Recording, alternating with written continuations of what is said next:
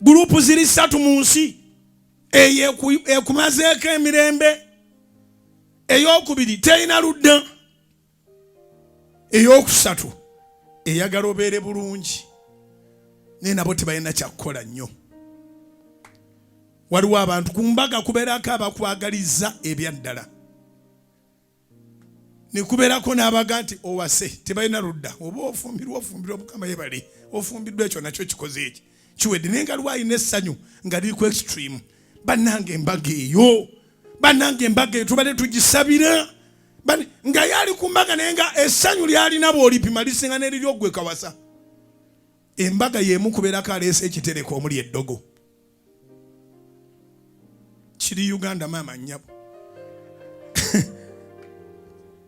Ngambira ne bandi Kiri Uganda maama nyabo. Ku mbaga kuliko abantu ebika ebi. Abagisanyukidde ennyo. Abali nnyuto. N'abaze okuloga.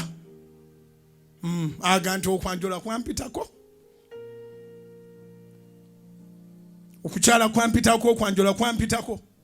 Tuwangadde ne tulaba ebikuuno. Omuntu n'akola okwanjula ne kuggwa. Atali wa Luganda lwa muwalanga era si wa Luganda lwa mulezi. Nga tebalina babayita n'agenda mu kooti. N'agamba mpaabye. Owabaki waliwo abayanjudde. Kubira Mukama engalo ez'amaanyi oba amagezi gazze.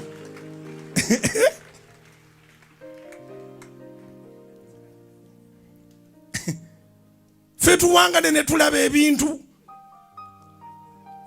Oli agenda mu kooti n'agamba agenze kuwaabira bayanjudde.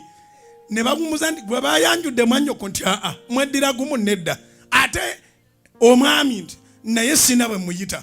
Mwogera limiro limu nedda. Musabira wamu nti muli baddiini emu nedda. Kiki ekikutabanya nga lwaki ayanjula? Kubira Mukama engalo ez'amaanyi. Nsaba Katonda akikolere gwe kiruma agende mu kooti bw'amala yette. Uganda bweri.